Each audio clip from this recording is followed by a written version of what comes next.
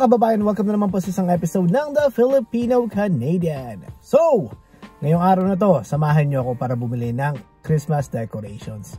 Naatasan po ako ni Madam na bumili ng Christmas decorations. Meron na kami pero kailangan naming dagdagan at kailangan din namin medyo magpalit ng style. Kasi nga naman mas feel namin yung season, yung Christmas season this year. So, naisipan namin palitan yung ibang decorations.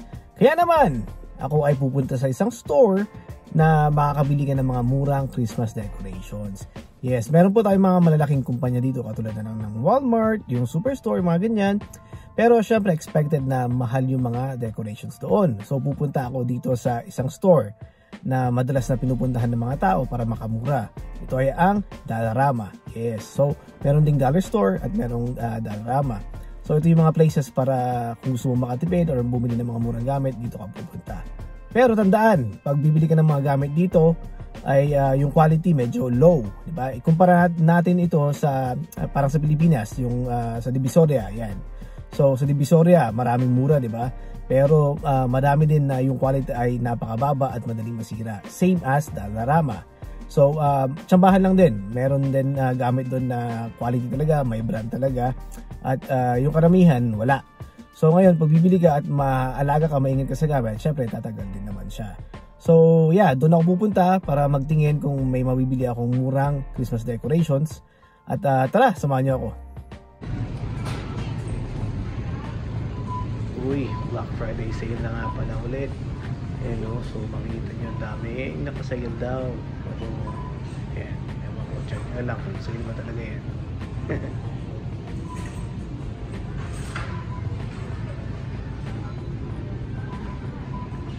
But parang walang masyadong magandang deal.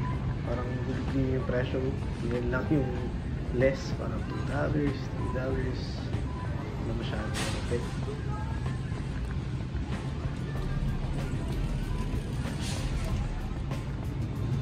Parang ito yung pinakamagandang deal na nakita ko. From $169.99 na lang. Ayan, o. So ayan, kung makikita nyo, lahat yan ay mga Christmas decorations. Ayan, mga Funko na ornaments. Ganda. So ayan, may mga mura din naman sila. So didepende na lang talaga kung ano yung mga decorations na gusto nyo or yung style na gusto nyo gawin sa bahay nyo. Tulad na lang nito, 98 cents. Yun na yan. So ayan, so yun, $7. Yan yung mga presyo niya. So pag sa Dollarama kasi pwede mo makuha to ng $3, ganyan, or $4. Pero magdidepende yan sa height, no? Ito 12 feet, diba? Mamaya yung mabibili mo dun mas maliit. So minsan talagang tatansyahin mo sa presyo tsaka yung sa size. Ayan. So it's not too bad naman yung price dito sa Walmart. So ayan, yung buong kita mo talaga puro yan Christmas decorations. Every year ganyan dito. So ayan pa, ito yung gusto kong kuhanin, medyo mura din siya. Ayan. Tapos meron din naman yung mga extreme yung price to. Maliit siya, $39. Ayan, ito naman gusto ko rin sana to, kaso medyo mahal, nasa almost $40. Ayan. Tapos yun nga, may mga mura din sila katulad ito, ano mo, yan, almost $40 yan, ganyan. Pero ang ganda nga din naman, diba? Ito yung mga 98 cents. Yan, may mga almost piso.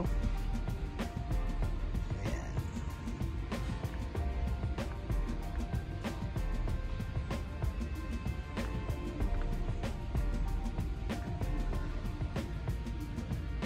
So, ayan. Ngayon, pupunta naman tayo sa Dollarama para magkaroon tayo ng price comparison din.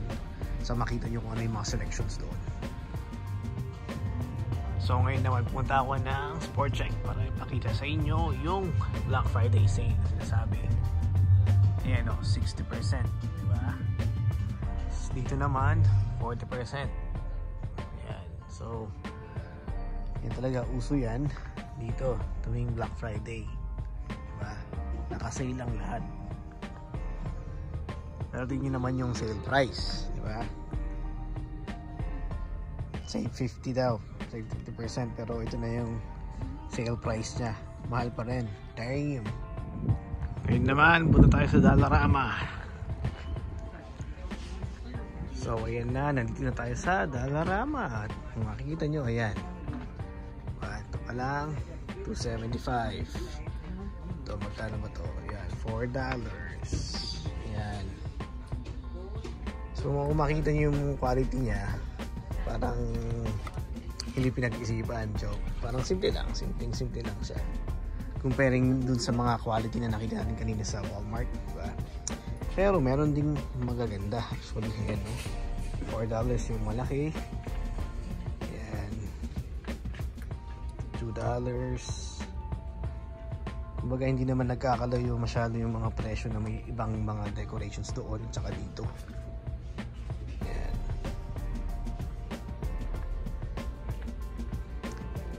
Katulad nga sabi ko kanina, may mga magandang quality, meron din yung mga sablay.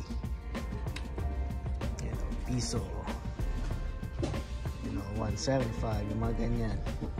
Diba? Kung hindi ka naman maarte, okay na to actually. Yung mga ganito, ang ganda ng pagkagawa nito, oh. Ayan, no? Almost $2, 175. Ayan, yung mga ganyan, no? Diba? Sa $2, ilang peraso ang laman, diba? So nakatibid ka na dyan pa lang. Ito, panalo din, no?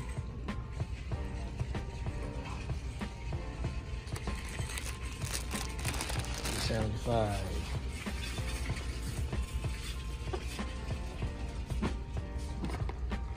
$150, mga ganyan.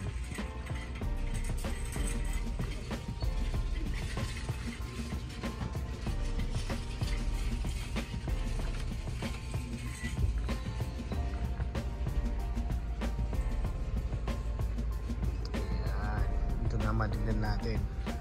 Oh ha, yan. $250 yung kanina. Ilan yun? $5.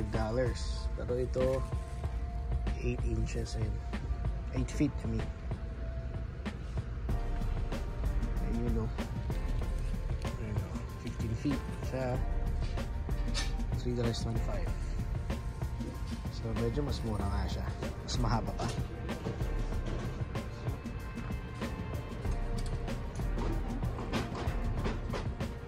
Ito naman yung mga ribbons, mga bows.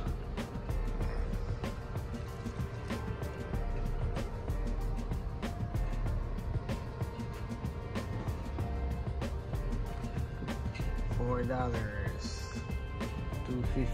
Tapos ang ganda niya tignan. Ayan, o, diba? May bell pa. Ayan, panalo na yan sa $2.50. Diba? Marami pa.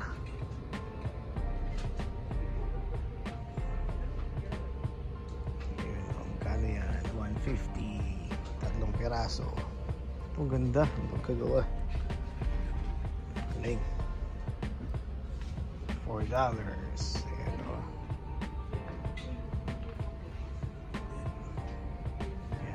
Dami pa hanggang dun, diba? So ito na lahat nung aking bibilhin. Ayan.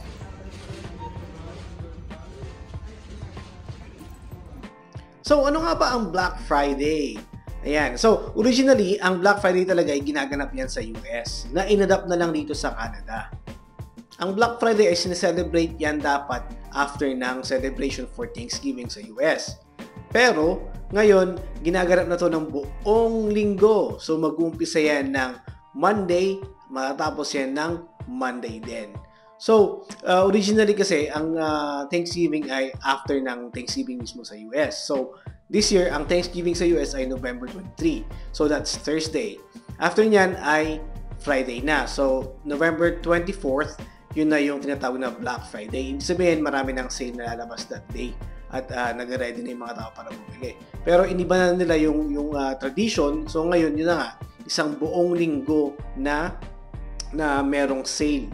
So usually, pag sinabing Black Friday dito sa Canada, ang expect mo dyan ay mga sale. Maraming sale na nagsisilabasan. Tapos ang makulit pa dito, dinugtungan pa dito sa Canada ng Cyber Monday. So after ng weekend, meron pang Cyber Monday sale na tinatawag. So makita nyo online na may mga nakalagay na Cyber Monday sale. Merong sale sa online. So, let's say for example, yung Old Navy. Nagtingin ako last time nung Monday. Nakalagay doon, Cyber Monday. Tapos ang daming sale, 50% off daw. So, para sa akin, hindi naman siya talagang drastic yung sale pagdating ng Black Friday. Nung panahon daw, nung mga dati daw, sabi nila, ng mga kaka-work ko na Canadian, na ang ganda daw ng mga deals talaga. Talagang umabot pa yun ng 90% off dati. Pero ngayon, halos wala nang masyadong magandang deal. May makakatsamba ka naman, pero wala nang, hindi na katulad ng dati. Nung dumating ako dito, parang wala naman din eh.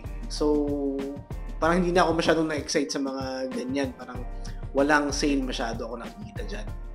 Makikita nyo sa videos, yun yung mga pinaka best deals nila or sale na ino-offer nila, di ba? Pero kung makita nyo, parang hindi siya ganun kaganda. Ang mas nainganyo kong sale talaga ay yung pag nag-iba na yung panahon, yung season dito sa Canada. Kasi, let's say for example, summer, tapos pa-winter na, nagsisale niya yung mga shops nagsisale yan. So, yung mga summer clothings, babagsak presyo yan kasi nag-ready na sila yung mga shop for the winter clothings. So, doon ka dapat mamili ng mga summer clothings kasi nga, nagmumura na silang lahat. Makakabili ka dyan ng $5, $10 sa mga magandang shops. Ngayon naman, pag malapit na ang spring or pa-summer na, yan, lahat ng winter stuff ay nagsisale na. Doon ka na magandang bumili ng mga winter items. Doon, yun yung mga nakita kong magandang time para mag-shopping talaga kasi talagang bagsak presyo. Para sa akin, na doon ako nakakahanap ng magandang deals kesa yung mga Cyber Monday or Black Friday. Parang hindi ako masyadong excited sa mga times na yun kasi nga, yung sale nila ay hindi naman parang best. So, ayan. Tandaan, pag sinabing Black Friday, ibig sabihin malapit na ang Thanksgiving sa US at puro sale ang makita nyo sa kahit saang shop ang puntahan nyo sa mga mall, puro sale. Ayun. So, sana may natutunan kayo sa video na to. Please don't forget to like, subscribe, and share. See you na naman sa akin next video. Paalam, and as always, peace!